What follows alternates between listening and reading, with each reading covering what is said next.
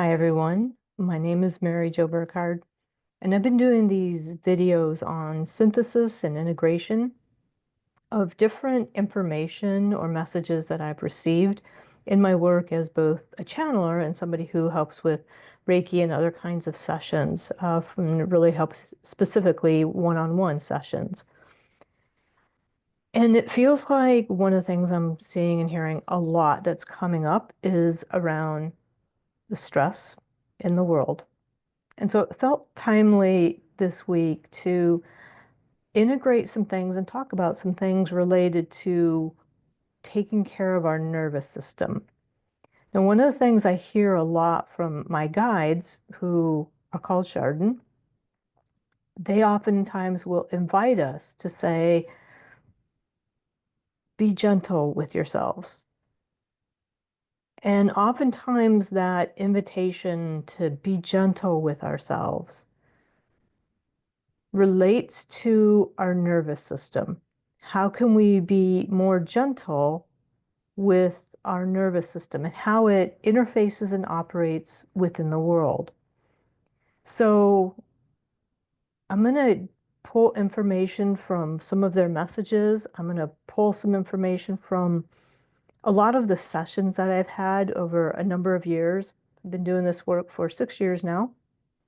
And so integrating in some of that information, but also my own healing journey and the work and things that I've learned along the way. So in addition to some of the information that I'm pulling from, again, those channeled sessions or messages, I'm also going to use some information that have come from some books like The Body Keeps the Score by Bessel, When the Body Says No by Gabor. Some of the work that's done by Janae Elizabeth, who also goes by the name of Trauma Geek, who you can find on various social media platforms and training courses, and the work of Thomas Hubel, who's done a lot of the some of the early leading work in working into trauma areas and helping with the healing of our trauma. And then some information comes in ways that I've received from my own sessions that I've received in terms of working with physical therapist, a myofascial therapist, and neurochiropractic. So a little bit of all of these areas. And so with that, I think I will just kind of dive right in. So a little bit of background just to kind of set some of the stage or understanding.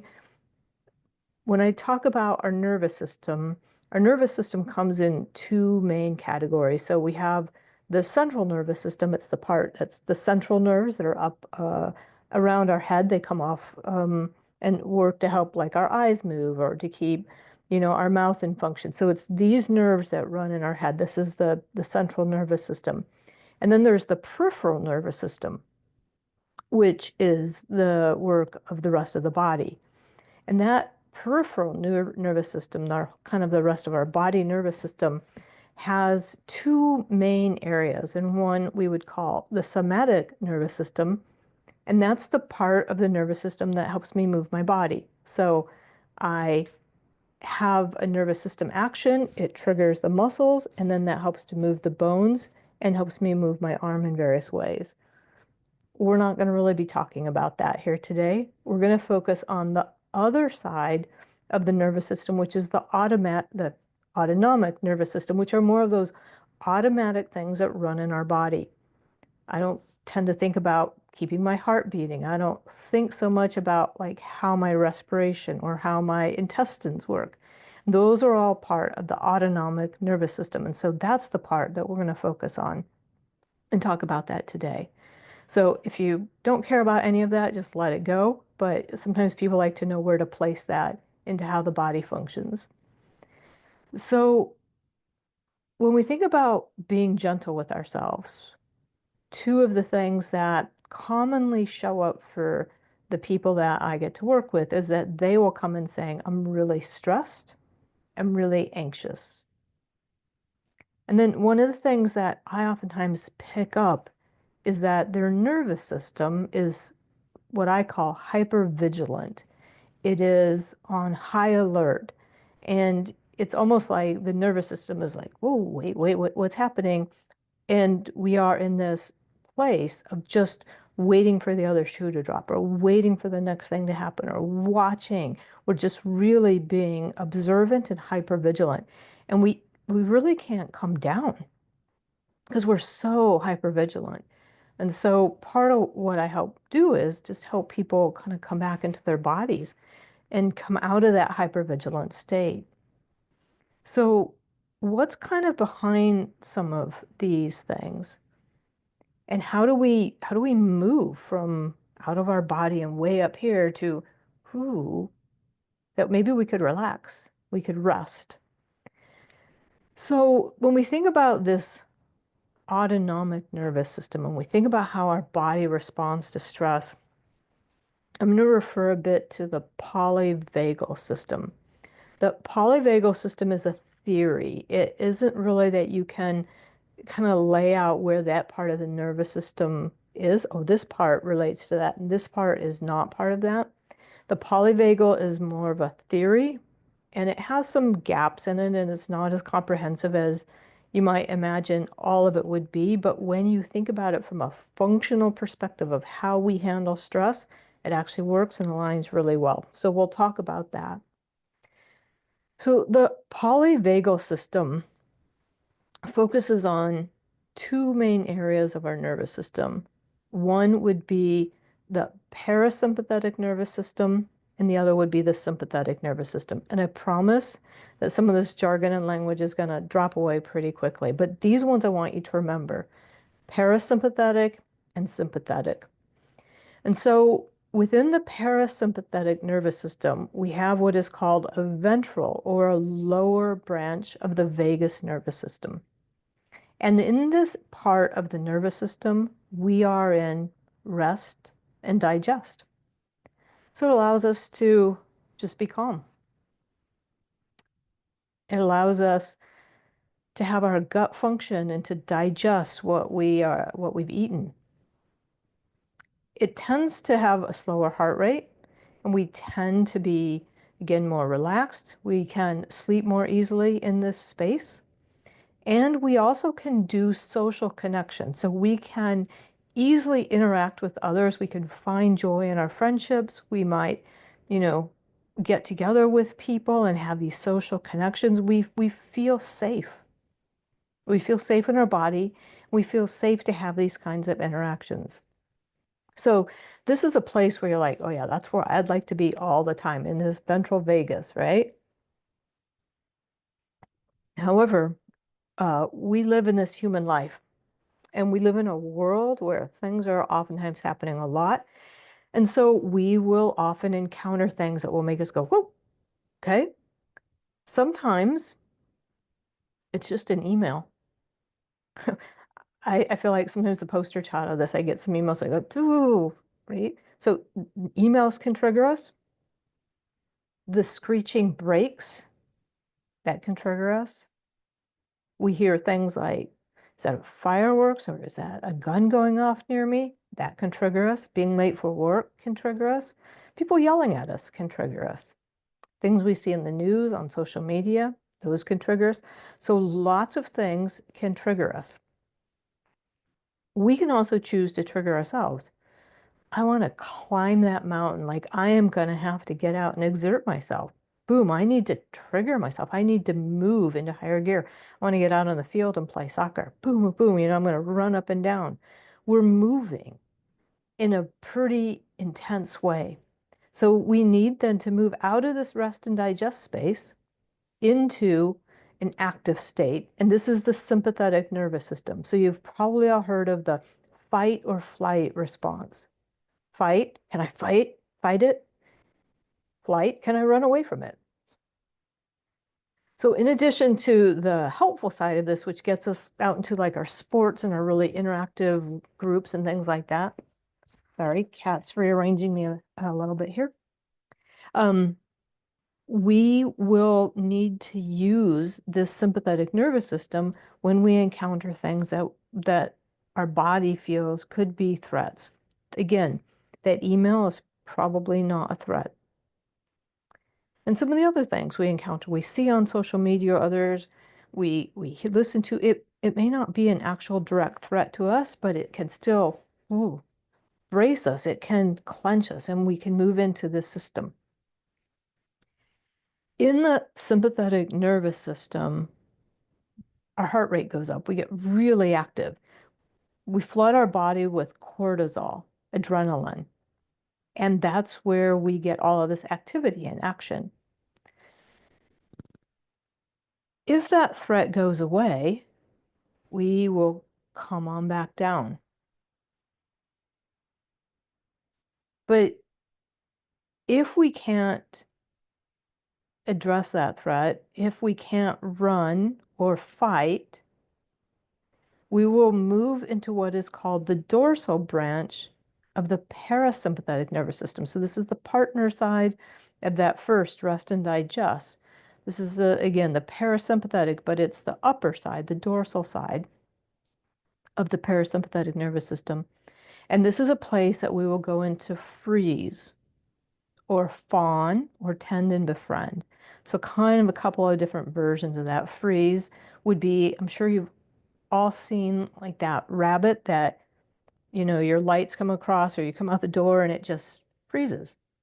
Because if it moves, it becomes more of a prey source. But if it freezes, perhaps nobody will see it. And so it will escape after that. Sometimes we can't freeze, so we may still remain active and we may tend and befriend whatever is happening. It's a little bit related to this Stockholm syndrome, where you take care of the people who might be hassling you or stressing you or anything else. And then there's a fawn response, and a fawn response can look like, oh, you're the best, everything, oh my gosh, you're so perfect, all of that. But it can also be the person who is so attentive to everybody else to make sure you always have what you need in anticipation that you might ask for something, you might require something. So they're always working to make sure everybody else is taken care of, is supported, and has what they need before they take care of themselves. I see this an awful lot in all of the helper groups, no matter what kind of helper group that you're in. A lot of people can fall into that category. So a lot of the work that was first done with the fight-flight response, the sympathetic nervous system, and the freeze response, the dorsal vagus response, was done in men, a lot of military men. And so they came up with those because that was a lot of what they were studying. And so it was easy to see how you could fight or flight, or you'd have to freeze in some of those areas. But as that work expanded into many other people and many other fields of work and types of things that people do for their general activities, realized there's a much broader grouping that comes, particularly up in what we used to just call the freeze response. The freeze, tend and befriend, and fawn responses, these dorsal vagal responses, are oftentimes things that we do because of our place in society. Maybe we're not the boss, so we somehow have to still deal with the stress and work through something. Maybe we're in a situation where we are the smallest, shortest person, or we are the outlier person, or we are disabled, or we have a chronic disease, or we're elderly, or we're young. All of these sorts of things can come into play as reasons why you might not have the ability to fight or flight in a certain situation. When we're up in that dorsal vagal response, it can be very quiet. It can be very still. Your heart rate may still be pretty low. And on the outside, it might not look that different from the ventral vagus. But on the inside, there is a world of difference going on because all of that cortisol and adrenaline didn't go away. It's still there. It's why we're so, okay, and ready to something to happen. Now, one of the things we know is that when you come up to this freeze, tend and befriend, fawn response, You can't just drop from there back into rest and digest. You have to go back through that sympathetic nervous system until you go from quiet to some sort of activity or loud or noise or anger before you can go back down. And it's right there where a lot of times we're not gentle with ourselves and we don't allow other people to be gentle with themselves because we see somebody who was quiet because they're in that freeze response and they begin to come out of it and they begin to show some signs. Maybe they get panicky or they get agitated or they get angry. And we're saying, oh, no, no, no, like you need to go back and be quiet because you're making a scene. It's not really that big a deal. Being gentle with ourselves would be recognizing that we need to come through that and other people will need to come through it. But is there a healthy way that we can do it? Can you go out and like run really fast? Run up and down the stairs. Get it out of your system, right? Because we need to have some of that sympathetic nervous system burst. People who go running, people who do exercises, play certain sports, they will maybe be able to burn that off from that energy that's there. A good long bike ride, for example, shoveling a lot of snow. I mean, there's a lot of different opportunities. They don't have to look like formal sports or exercise. Some people don't like to do formal sports and exercise. So one of the ideas that I saw in the burnout book was, can you just like stress your whole body and let it relax? Stress it again and let it relax. Let all the muscles tense and relax. Can you dance around the house? Put on some music and dance. Just move your body. Can you begin to shake? Okay, so trauma releasing exercises, one of the things we know we can do is to shake. Just literally begin to allow our body to shake. And you see this in like little kids. Something happens and they begin to shake and cry, and then they're fine and they run off. I've seen it in animals that have been dart shot, for example, to be anesthetized for things, or those that have like just narrowly missed. They got bumped by a car and then they get up, shake a little bit, and run off. They encountered a huge stressor, but they weren't injured and they were able to shake that out and be able to move on with it.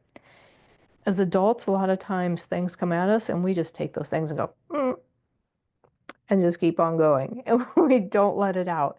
And if we could allow ourselves to do something to let it out, we would find that we would be more gentle with ourselves and our nervous system.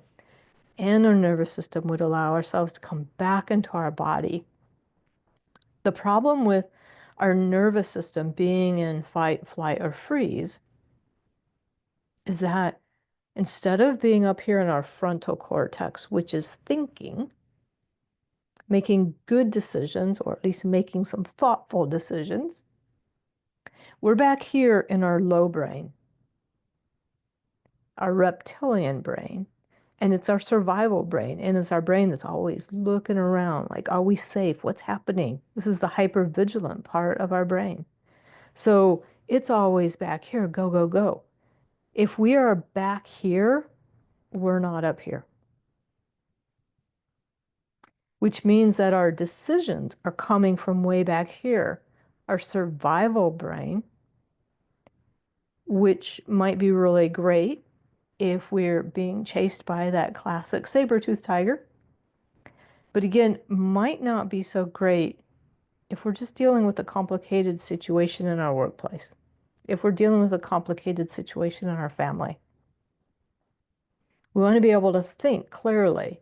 And so we'd like to come back into our body so our nervous system calms down and we move out of that fight, flight, freeze space up here to, what are my options?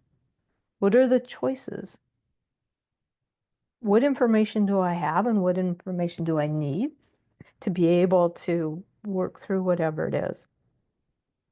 So a couple of things that are different exercises that I've learned along the way, and they can be kind of helpful to look at or to think about moving back into our body out of our sort of fight, flight, hyperreactive states. One is simply to take 3 or 4 breaths, letting your exhales be just a little bit longer than your inhales. Don't have to think about the length of your inhales. When we breathe deeply in, that will trigger part of that sympathetic nervous system, thinking if you're going to go for a good long run, you got to get some good breaths in, right? We don't need to think so much about the inhales. We want to think a little bit more about the exhales. The exhales help move us into that parasympathetic response, specifically the rest and digest, that lower ventral vagus response. So it's just as simple as,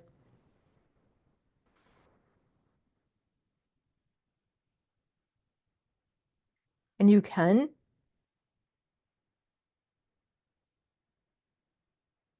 breathe in through your nose, out through your mouth. You can breathe in through your nose and out through your nose, and do it however you like. Just letting that exhale be a little bit longer than your inhale. And by the way, you can do this if you're in meetings or places where you're like, I can't, like, they're going to know I'm my AA trying to calm myself down in the face of them. So all you do is, while you're sitting there, is just let it just be a little bit longer.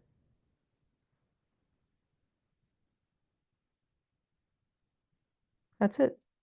Just a little bit longer. A couple of breaths like that, paying attention to intentionally letting that exhale be a little bit longer. The second exercise I'm going to talk about is one that is from Dr. Renee Ostertag. Tug. I think it's Renee Ostertag.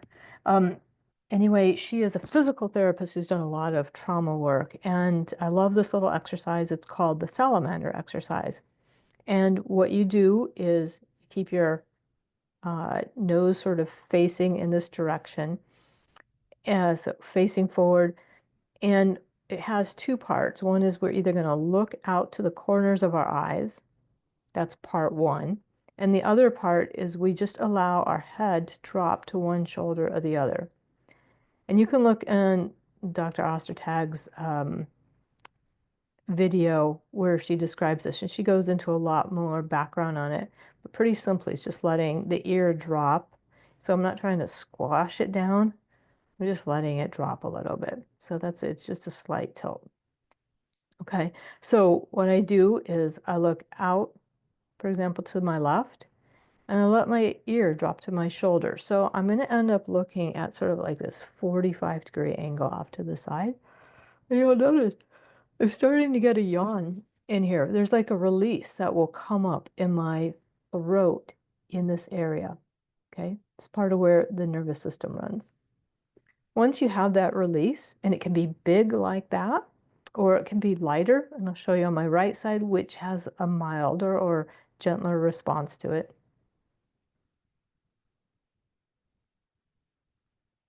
So kind of like you might be able to hear a little bit. I get like a slight, almost like a little pop right here in my neck. That's all there is to it. That can take you 30, 40 seconds to allow that to happen. So you can do it in the time of many elevator rides. You can do it in a short bathroom break if you need to. You can do it while you're stopped at a light, not while driving, but while you're stopped at a light. It's really that quick to be able to do something like that.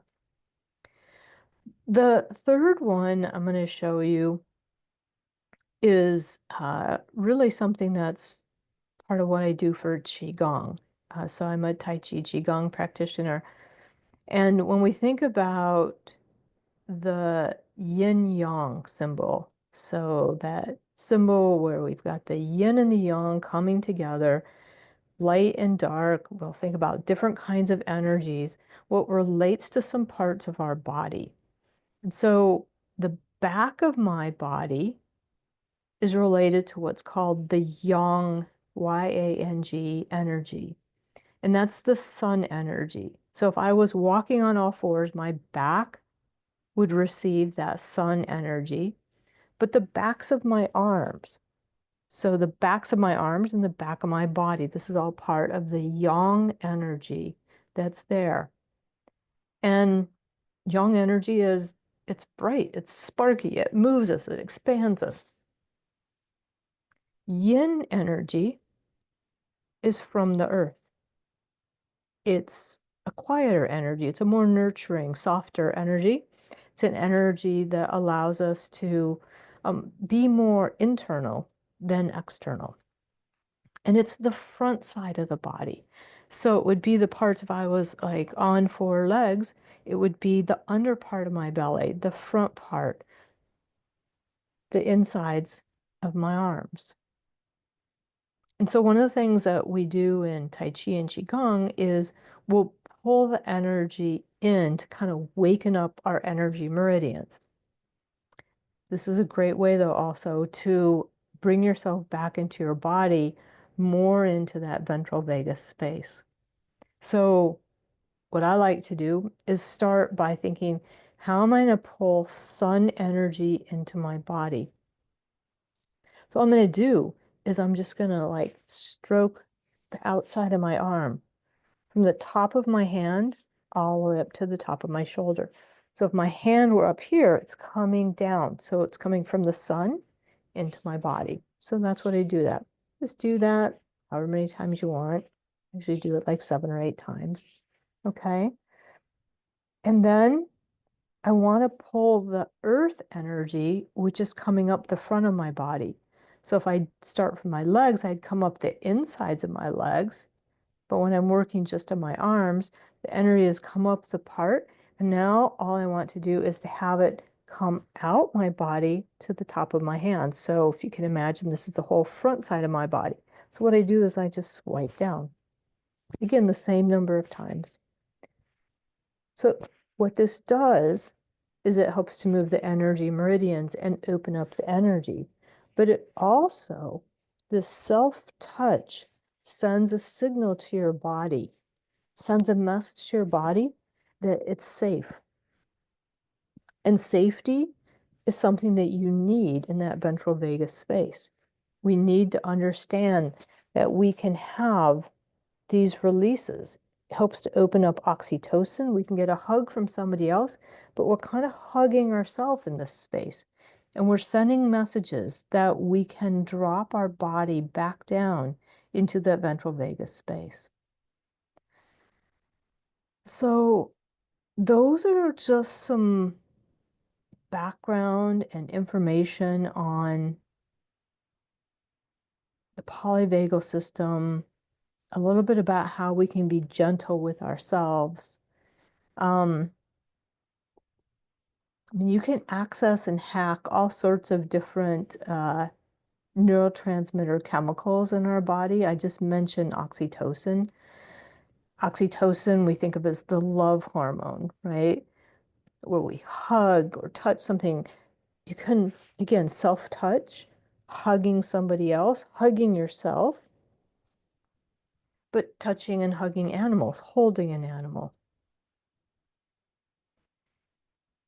One of the other ones is dopamine. Dopamine is oftentimes called like the reward chemical. We get it when we do something, right? If we check something off our list, we get it. But another thing that can help us with a dopamine release is listening to music. So listening to music can help release that dopamine. We can go for a run, we can do a project, but listening to music will also help us step into that dopamine space where we now have that release as well. Serotonin, I think many people have heard of serotonin because of its work in the antidepressant areas. It's a mood stabilizer, right? It just helps us to kind of stabilize ourselves. There's lots of things that can help that. So meditating, certain kinds of exercises like running can certainly help that as well, but just yoga as well. But being out in the sun or having access to sun is something that can also help us. This will also help us drop into that ventral vagus space. Not sunburn, not talking about getting that level of sun, but just having access to sun. In addition to the vitamin D, it also helps to stabilize our mood. And these all, again, help us to move down into the ventral vagus space. And then Endorphins. So a lot of the reason that sometimes people end up in the fight flight area, the sympathetic nervous system, is because there's some sort of need to um, dull the pain, right? There's something there. We need to dull something. It's a pain or a fear or something we need to dull. A lot of times people will go running because it helps get them out of their head. It helps distract from something. It removes them from, even if they're in pain with something else, running and movement will help them get to that runner's high or the biker's high or that sort of thing. And all the other stuff seems to go away. You can certainly get it by doing some long, sort of intense exercise, but you can also get it from laughing. So let yourself laugh. Let yourself just laugh. You can find videos on YouTube and other places that literally just take you through laughs, or find a comedian or something that you might like listening to and laugh to them. And if you really don't want to do anything like that, dark chocolate is another great choice as well. So I love to like put those four together and say, if I just was to put on my headphones and lay in the sun, like on part of my floor with a big open window, and get one of my cats to come crawl up on me where I could get a hug from them and have a couple pieces of dark chocolate off to the side, like I'd be hitting all four of those. But those are being gentle with myself. All kidding aside, they're really ways of saying to our body, to our nervous system, and our neuroendocrine system, they are tightly linked. It says, hey, I see you. I see you need something, and then let me help you give it to you so that we can together come calming down back into a kind of rest and digest, and where we can hang out with people in a good social way. So that's all I got for now. Take good care of yourself and be gentle with each other. Be gentle with yourself. Take care of you.